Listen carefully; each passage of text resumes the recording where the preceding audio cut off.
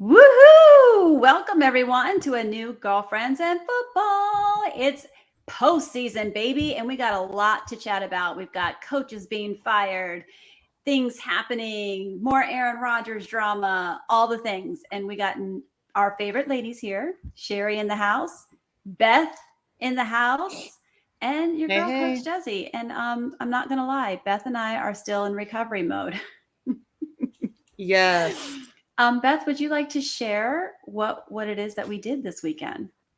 Well, sure. I mean, last week we talked about the Buffalo game being in Miami and how sad we were that we couldn't go and how much basically my life was too overwhelming and I couldn't get it done and we just couldn't do it. So then that was Wednesday. So then on the rest of the week I just kept sending memes and pictures to the girls of the Buffalo Mafia and all the things that they're doing. And Desi replied and said, we should be there. And I looked at my husband and I said, you're right. And so I asked him, and this is 10 o'clock on Saturday morning. And I was like, I kind of want to go. And my husband, as kind and as easygoing as he is, was like, go. It's like, well, I'm going to have to cancel work. I'm going to have to do all these other things. He's like, go. So I messaged the girls and said, hey, who wants to go to the Miami game?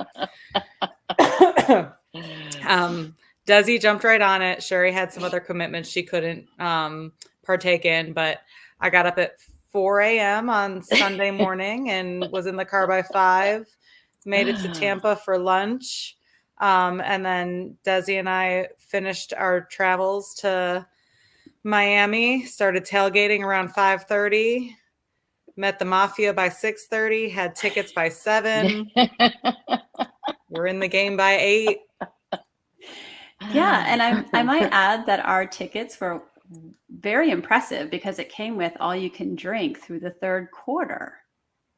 Yes, it was. We found some good Buffalo Mafia people who had some tickets to an area with all you can drink, and which included water, which we both needed by the time halftime hit. So it was well worth it. If anyone knows my husband, we are not talking about anything other than I drank a lot of water to recover. So we're just going to leave it at that. It was brutal driving back, not going to lie. We made it back to Tampa at 3:40 in the morning. Slept a couple hours, rolled into work, and Beth rolled out a few hours later. Literally, it was fantastic. It's one of those things you do not do as an adult that we need to do more of, putting just time in a bottle and capturing the moment. And Beth, I had a blast. And, for those of you who may or may not know, I'm a diehard 49er, but there's only one thing I love more than my team, and that's my girls. And when if a girl is asking me to go to a football game, there's pretty much little chance that I'm going to say no. That's just like the best thing ever. Girls' night out to a football game is got to be my absolute favorite. So it was fun hanging with the Mafia. Y'all are no joke. Y'all are all I know. Things. I mean, they had, so in the in the bus area, they had probably 15 buses, 20 buses. And somebody from the Mafia had posted, because I posted on the Facebook page, where do we go to tailgate? And they said there were over 3,000 people tailgating in that area. They had tents, they had food, they had liquor, they had porta potties, they had broken tables, they had men in balloon suits, they had a little bit of everything. And everybody was super friendly. It was a good, everybody was more than happy to see you there. It was like a giant bar where everyone knew everyone. Like, it was random. I went to Buffalo, as those of you who listen regularly. I went to Buffalo for the holidays and met my girlfriend's family members there and ran into them in Miami at the game, to which they lived on the street that Beth's family's from. It was wow. Is such a small world. Such a small world. It was very funny, very amusing. And again, like what you said, Desi, is something that we don't do as adults, and we especially don't do as moms because we have so many things on our plate. So it was just, I was glad to be able to be completely irresponsible for 36 hours and just throw caution to the wind. So it was a blast. It was a good time. And Paying for it the rest of this game. week, but it's Oh okay. yeah, we're dragging butt here, but what a freaking game, right? Yeah. Like, so and good. I hope you guys, so I was there with you in spirit, but yes, based on our last game, I purposely did not engage because I did not want to experience the same thing as before, because it was like that. It was like, oh no. And I was like, oh yes. Oh no. Oh yes. So I was like, I'm not saying a word. I'm just going to watch, and I'll talk to you guys about it afterwards. and I'll So tell you, congratulations. Congratulations. Josh Allen is so, watching a game on TV versus watching a game live, very two different viewpoints, but watching it live is just amazing for someone like Josh Allen because those throws are so much bigger live than they were, and watching him move and the return all the way back for a touchdown, like so many awesome moments. I did miss the Tyreek Hill flip on the Dolphins touchdown, but I was with Bills. I was rocking with the Bills Mafia, so we weren't really paying attention to that. But we didn't worry about that. the stadium's gorgeous. We had a ball. So that stadium is amazing. I'll give them that. It was a beautiful open air stadium. Yes. Couldn't have asked for couldn't ask for a nicer night. So 100%. Yeah. Like it was fantastic. So we will look to do more of those next year for sure. All right. So let's chat. It is postseason for all of our teams. So the Bucs, the Niners, and the Bills are all in the postseason. However, there's a lot of teams, most of the teams in the NFL are done. They're done for the year, and there's a lot of coaching changes that have already happened. I was going to bring up that the first one was the Falcons. They canned their coach on the night of their season finale. So Sunday pretty much Monday morning at 12:01, they made the announcement that they were parting ways from him. The Commanders then the next day fired Ron Rivera, which I think we probably all saw coming. Mm-hmm. And then the most recent one was, actually there's a couple. Tuesday was Mike Vrabel from the Titans. He's gone. That one was a little bit surprising for me. I don't know that I really thought he was in the hot seat. I mean, Brandon Staley, I thought so, from the Chargers. Obviously, the Panthers were going to part ways. There's things that I saw in the other teams, but I really didn't have the Titans on my radar. And then Pete Carroll, he's gone from a head coach position, and now the Seattle Seahawks have him listed as an advisor. And what does that mean in the football world? What does that mean? Is there a thing for that? Like what is that? And how do you have an advisor when the team wasn't doing well? Like obviously you weren't doing well enough job to have a winning team and have the organization keep you. So they still want to keep you as an advisor. Right. I think it's just a nice way to, Pete Carroll, gosh, that man is 76? How old is Pete Carroll? He's older. I mean, maybe it's a way to just kind of be nice. Ease him on out without truly firing. Right. I mean, he had 72 years old. Man is 72 years old. God love him. Has all the piss and vinegar you could have at 72. I mean, it's just amazing. Chewing on that gum must give you some lifelines, but he's out. He's out. And if we cross on over, we didn't talk about, I didn't ask you beforehand, Sherry, do we talk college or not? Because Harbaugh may be out back into the NFL. There's some, now there's some openings. There's some talk about him to be a good fit for him in the Chargers organization. Yeah. Saban. Someone just texted me before I came on. Just saw. Yep. Saban just retired. Thoughts now, and again, feelings? Did he retire from college or is he looking for another route as well? I don't know. I mean, I don't know if many people even remember the drama with Nick Saban going to Alabama. Like, he had taken the head coaching job at the Dolphins, I think, and then just like jetted out Jacksonville. and went. It was the Jaguars. Was it Jacksonville? Yes, and then there was that so thing that long happened ago. at the Yeah. bar. That Yeah. whatever happened at the bar there, and things were just weird. Yeah. And then he became, the coach of Alabama. But at the time, there was a lot of Alabama fans who weren't happy with Nick Saban coming to Alabama, and then they kind of changed their tune real quick, and they love him. But I have a feeling there would be a whole lot of Alabama fans who will be cursing Nick Saban if he were to retire and pop back up next year somewhere else. All right. Well, that's my feeling. I do have something to add that's it's kind of like a crossover, what we were just talking about with the fired coaches and me personally with college, because it's about the Atlanta coach being fired. And I don't know if you saw what I'm about to talk about, but that's your boy, Jameis Winston. Yes, I knew this was coming. I do like Jameis. I do. I haven't liked a lot of antics off the field, obviously.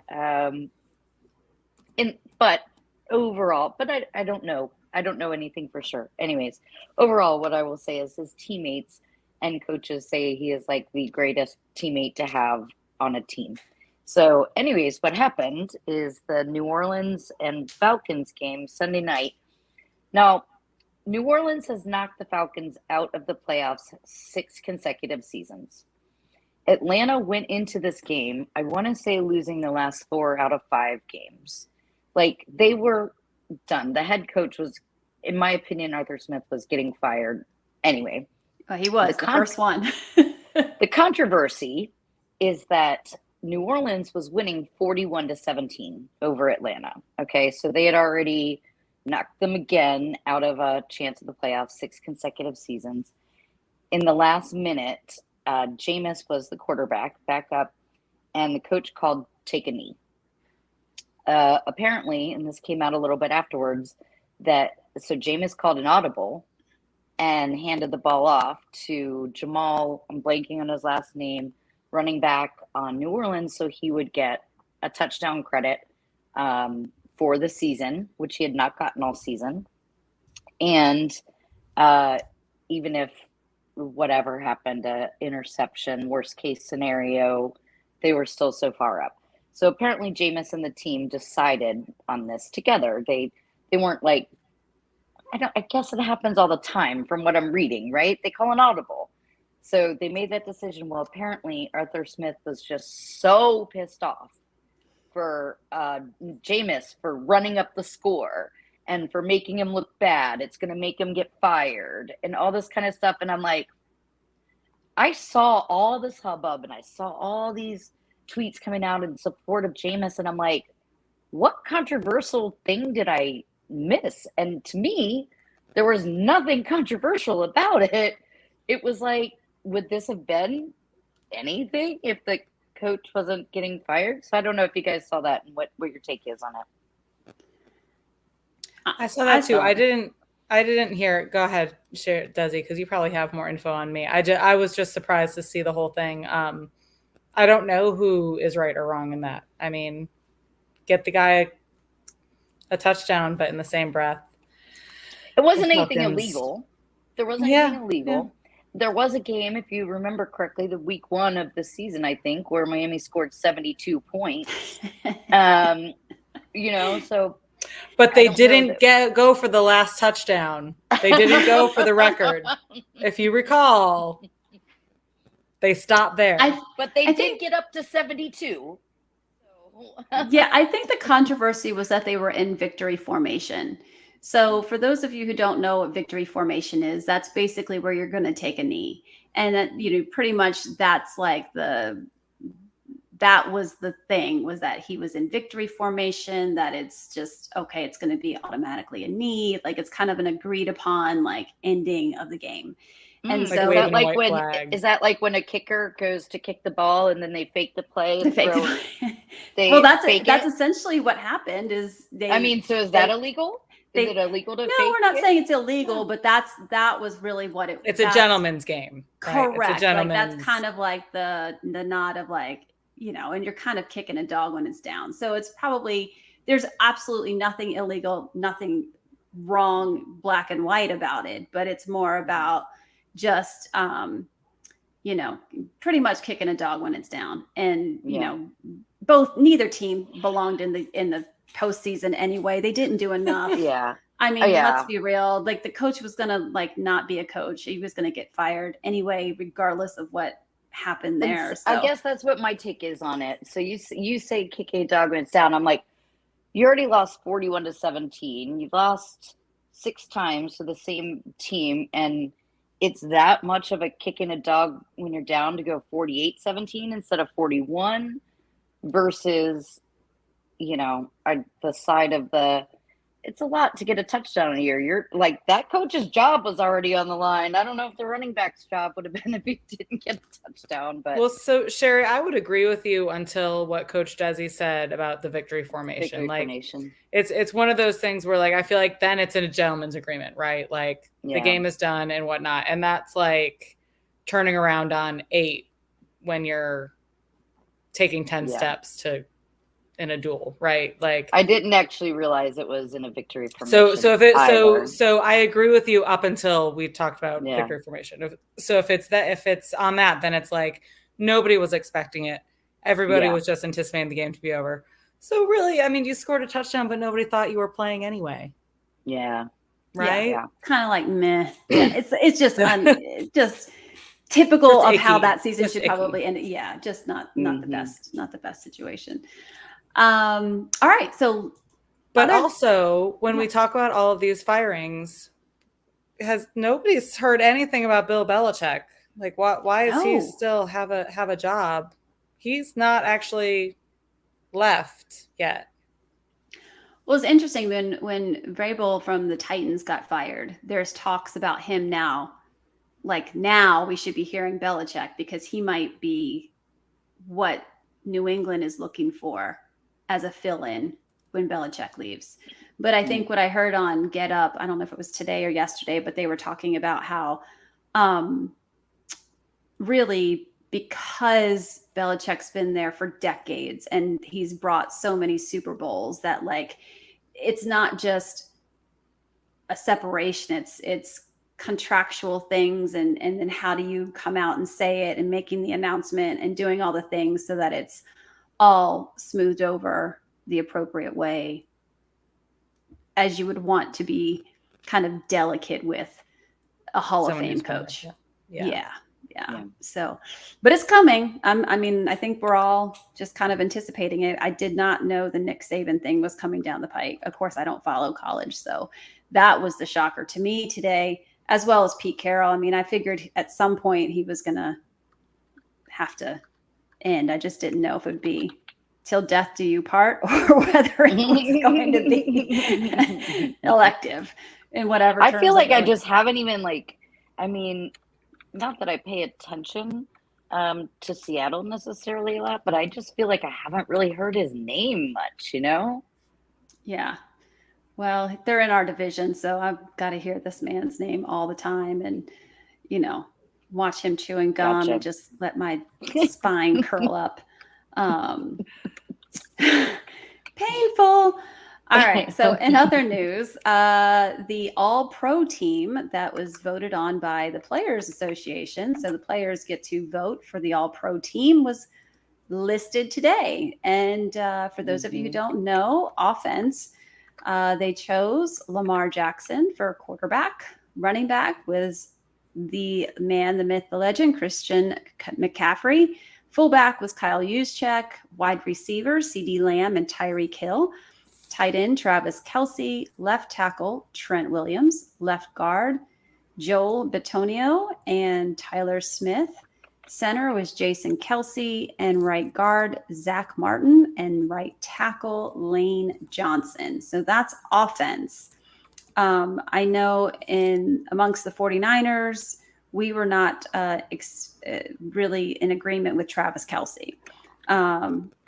If you look at the stats, my boy George Kittle number one in so many of the stats that matter in tight ends. But again, this is voted on by the players. And, you know, it was interesting. I was talking to Eric Crocker, again, shout out Eric.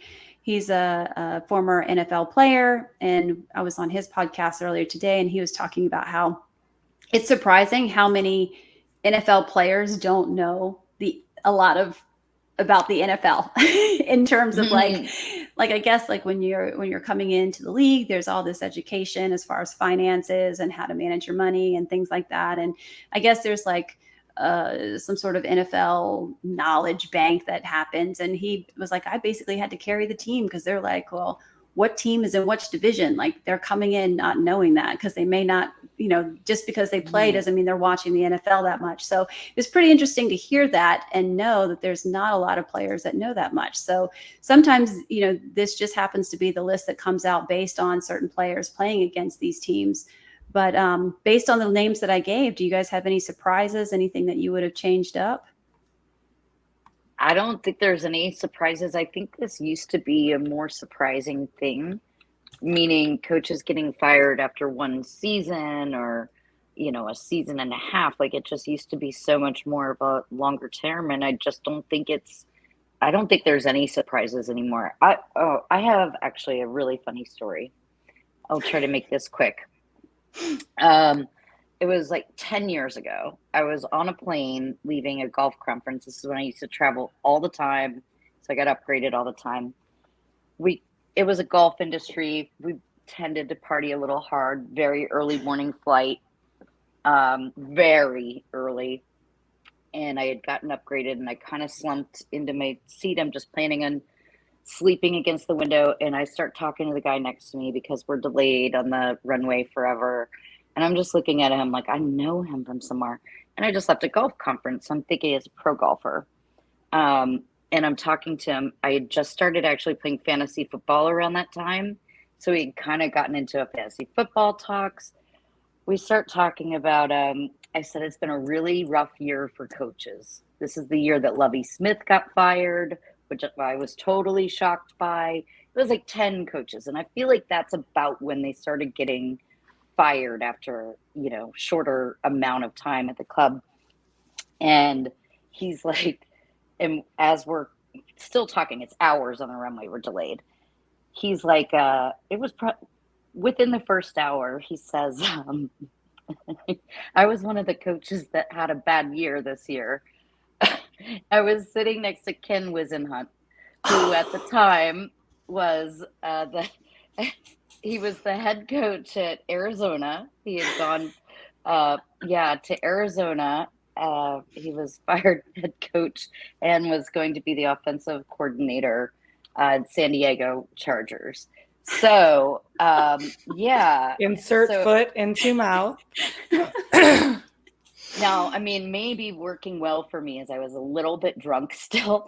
So I feel like I just kind of, whoopsie, you know, silly me. Anyway, we ended up talking for a really long time about everything football and whatnot. But I just remember it so specifically being like, wow, this was quite a year for coaches to get fired. So I don't know. I'm just not surprised anymore. That one, you know, that year, I feel like I was surprised. I remember very specifically being like, Lovie Smith, really?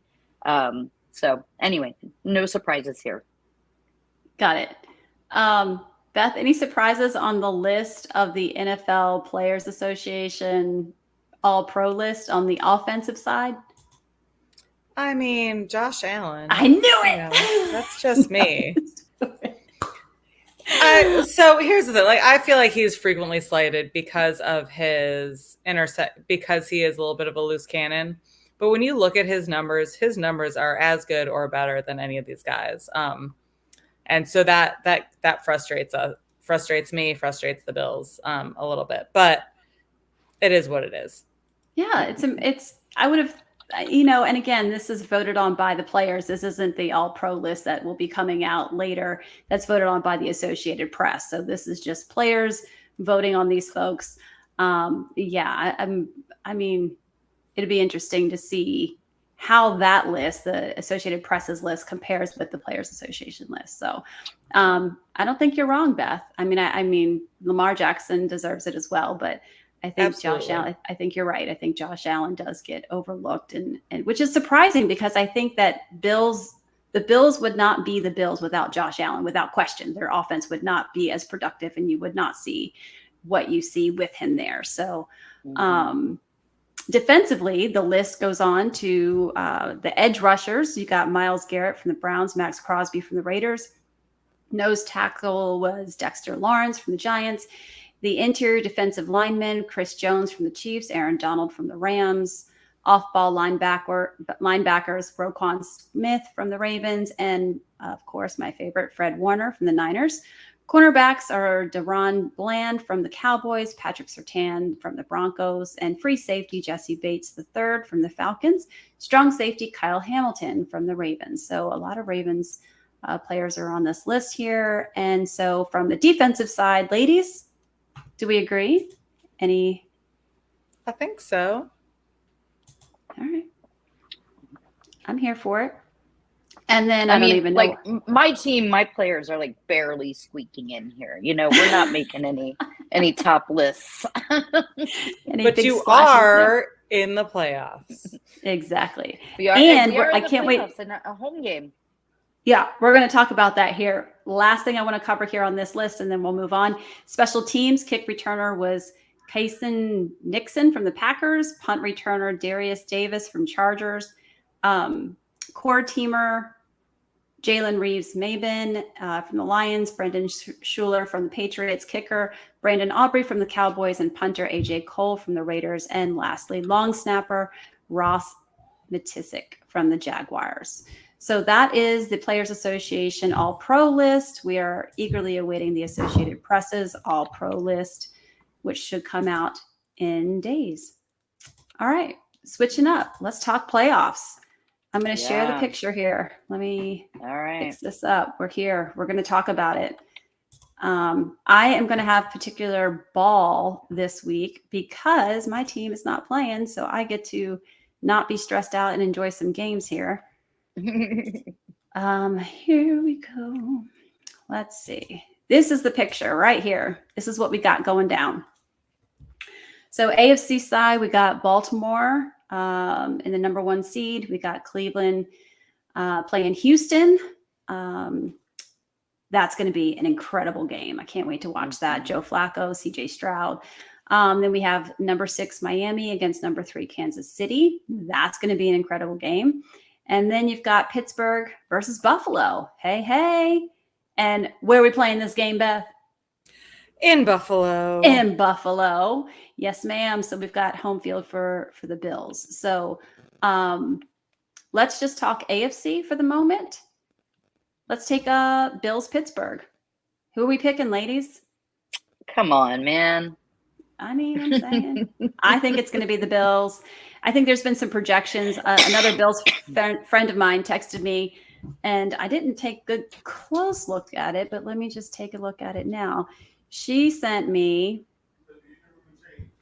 this picture that says the most accurate model I've seen, and it's putting the Bills and the 49ers in the Super Bowl, which I ain't mad at. And I said, I am here for that. Right. So I saw that as well. Did you? Of course you did. The question is, are we going to Vegas for this game? Girl, let me. And listen, you can't be texting me. You cannot text me. You can't be texting me the day before. I'm talking about we taking a plane. Let's go. That's fair. That's fair. I promise if we do Vegas, we will plan it better. Okay. We will not be scalping tickets for that game, however. Before No, that's not happening. No. Okay. We won't ask Sherry because Sherry's probably feeling some kind of way about saying who's going to win that game. So I'll leave you off the hook unless you want to comment, Sherry. Oh, I no. Are we still talking the Bills game? Yes. Yeah, no, I totally think Bills. Absolutely. Sweet. Okay. Let's move it on along to Miami and Kansas City. This is fascinating to me because y'all, I don't have a good answer. Yes. This is going to be fascinating. There's a little bit of unraveling, I feel like, going on at KC a little bit. Like, they haven't been as, not unraveling, that's not the best way to say it, just not as clicking. They're not sharp. Yes. Yeah. And there's been some anger issues and some, drama. I don't know that they're on all cylinders. They're in their own head right now. They definitely, there's some kind of mental block that has infiltrated that team, and whatever it is has kind of put everybody on edge. Well, Patrick Mahomes has not been able to make anything happen with his offensive players other than Travis Kelce. I mean, the wide receivers just drop balls. It's misreads.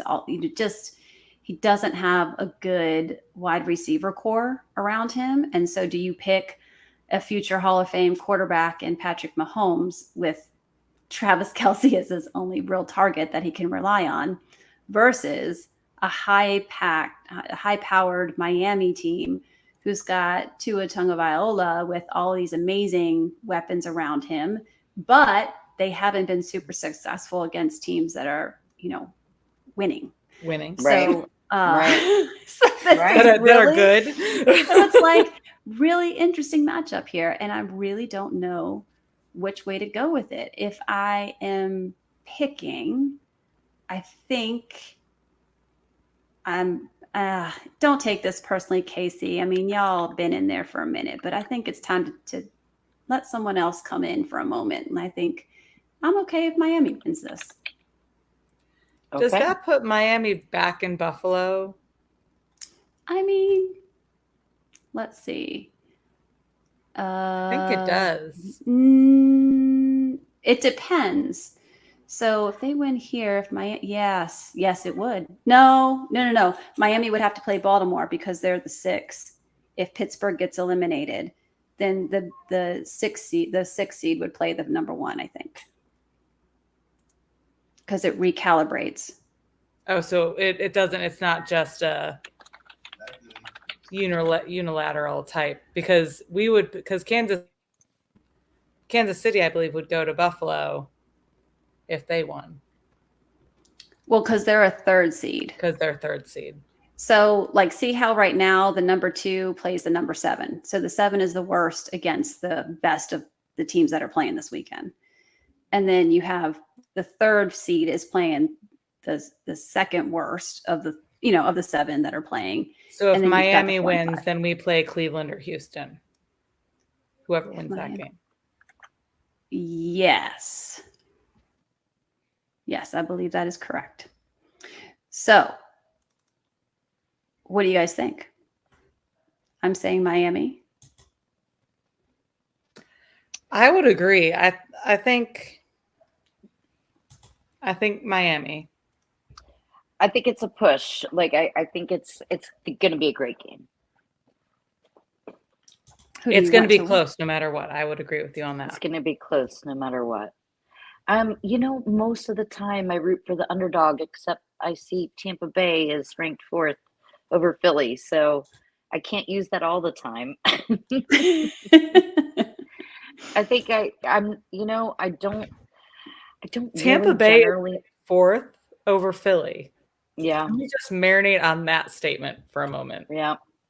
We're going to move over to the NFC. If anybody watched our last games, we'll get to the NFC in a minute. Yeah, we'll move over to the NFC. I want to stick with the AFC. Okay, so without further ado, the last one is, since I don't think you guys want to say who's going to, Sherry didn't say who she thought she wanted I think to Miami win. Too. We'll go all Miami. Okay. All 3 Miami. All right. This one's going to be a fun game. Cleveland at Houston. We got Joe Flacco, who's resurrecting the Cleveland Browns and really pulling them. They've been hot.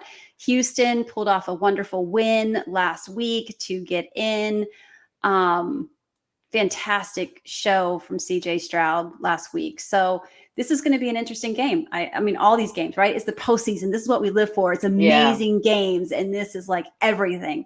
So when it comes to this, listen, I got to go. Y'all know D'Amico Ryans is my dude. I love what he's got going on down there.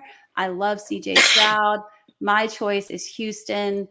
Plus, I'm trying to eliminate more teams that were in that AFC East. There was a tough group, and we don't win against them. So if we're heading towards the Super Bowl, I would like to have them eliminated. Thoughts, feelings? I'm going Cleveland. I'm going Houston. Okay. All right. I'm glad that we kind of like had our own thoughts on that. I'm okay with that. So, all right. So that's the AFC games. Let's see. We have the Browns Texan games that's kicking off the playoff weekend on Saturday at 4:30 p.m. The big problem that everyone has been talking about is that it's going to be on Peacock. Now, it's also going to be on NBC, but there has been some talk because the 8 o'clock game, which is the Dolphins-Chiefs game, is only going to be on Peacock. Oh, really? Yeah. So that was the Bills game a couple weeks ago was only on Peacock, and that was Christmas Eve or whatever the 23rd, whatever that game was, the Bills game. Wow. That was only on Peacock as well. I don't know. We paid for the year subscription because we knew there'd be a few games that would only be on Peacock. So I can't complain too much on our end, but it's interesting how they're trying to create these little monopolies in different TV brackets. I don't even know what to call them. Hulu, Amazon Prime was doing Thursday Night Football, and Peacock is doing it, and so they're really trying to push. I mean, the NFL Network doesn't do any good anymore, right? Nope, because you still can't watch games there. So I don't know. Yeah. All right. So yeah, AFC North, I'm not cheering for anybody in that division. So I'll cheer for Bills. I'll cheer for Houston. All right. On to the NFC. San Fran is the number 1 seed. They have a bye. And so we've got some fun things happening here. We'll start at the bottom. We've got number 2 Dallas, which I'm still like how they got the number 1 seed. Anyway, number 2 Dallas against Green Bay. This is going to be played in Dallas. Interesting game because Dallas has been killing it at home. So, but Green Bay, Love has been doing incredibly well. If anyone can knock off Dallas, and historically it's been Green Bay and it's been the 49ers. So this is going to be an interesting game here. I think I know which way we're all going to go with this. Shall we say it collectively? We're cheering for the Packers. Let's do it. That one was easy. Next, we've got the 6-seeded LA Rams against the Detroit Lions, who is the 3rd seed. And ladies, there is so much drama wrapped into this. Oh boy. So we've got the Rams, and they're going to be playing in Detroit, which is where Stafford came from before he was traded to the Rams. And there was, I think his wife had already put out there the video that was out when he went to say goodbye to Detroit. And it was very heartfelt, very emotional. This is going to be an interesting game. I don't see any way that Detroit wins this game, to be honest. I think LA is just so hot right now. Puka Nacua, and you've got Stafford is going there. I mean, I think the Rams have a good chance to win this, even though they're the 6th seed. Thoughts and feelings? Well, I would like the Lions to win because I think I've been rooting for the Lions from the beginning of the season. I would like to see the Lions win. So, sometimes. Go ahead. Me? I'm not. So I was just going to say it's been 30 years since they've made the playoffs. So I'm not mad at that. I think I would love to see the Lions win. Honestly, so I'm going Detroit. It's home field advantage. They haven't been here in a minute. That I think the feelings are there. I think it'll be a good game. But I'm going with Detroit. Yep. I just worry about whether Goff is consistent enough. What's the weather? Good they're question. playing. Isn't Detroit in a dome? Are they?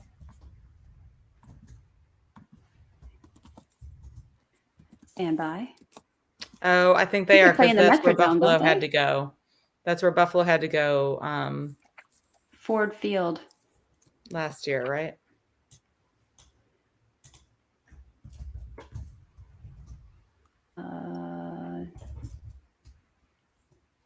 Let's see. It's Silverdome. Ford Field.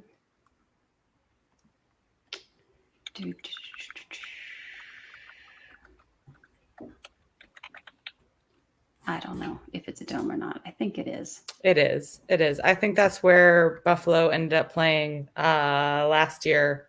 Isn't that where we had to go last year when Buffalo got that huge snowstorm? I thought you guys went to Cleveland, but maybe you guys did. But for sure, it is a domed stadium, so we don't have to worry about weather. So that's Cleveland is not a dome stadium, so I'm pretty sure we did not go there. okay. Then it must have been Detroit. Perfect. All right. So, all right, Sherry. Bucs have a chance to beat Philly. And it's going to be home. So are we going to this game? What's the deal? You couldn't pay me enough money to go to this game. No, absolutely not. Going to a game with Philadelphia Eagles fans on the roads is the most miserable experience of my entire life. And no way, no how would I do it. Also, because I'm scared we're going to look like what we keep looking like. And Philadelphia is going to come do something embarrassing, and then I can't handle their fans, and somebody would have to come bail me out. It would be bad. No. I'll bail you That's out. fair. That's my fair. ride or die will bail me out. But I mean, it'd be a hassle, right? So I think it's going to be like the dumpster bowl. I mean, I don't think the Eagles have just been such on this, like, they're just spiraling the drain, man. I just don't know that they have it in them. And didn't they start 5-0 this year? 10-1. Oh, Yeah, it was a 10-1. crazy season. They've had a crazy season. Yeah. They've lost 5 out of the last 6 games, I think, or something like that. I mean, it's been Right after they beat Buffalo, they lost every game. I believe is what it was, or pretty close. It was at the 49ers is what all the 49ers fans have been saying. It was after the 49ers, they've lost every game. So either way, you guys started it. We finished it off. So really, they lost to us after they lost to you. So No. They beat us. Oh, so then it was us. And then they lost to you from there on out. So, yeah. You started their losing streak. It's because they were tired from playing you guys. Yes. We broke them. You're welcome. That's fair. Yeah, I mean, I feel like, I don't know. There has not been, obviously, Philadelphia started off so strong, and then they've been going downhill. We've just been, I've been on an upside down, twisty turn roller coaster with the Bucs all year. So I just cannot figure out one day to the next what we're going to do. I sure hope it's going to be us. I will be rooting loudly from my living room.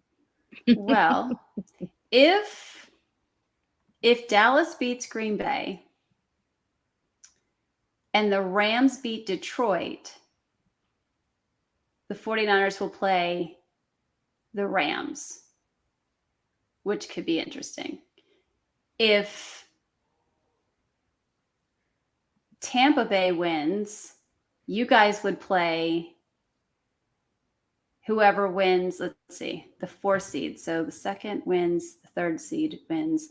So then you guys would play the Detroit Lions, right? Well, no, you guys would play the Dallas Cowboys. Sorry, you guys would play the Cowboys if the Cowboys win. Gotcha. Yep.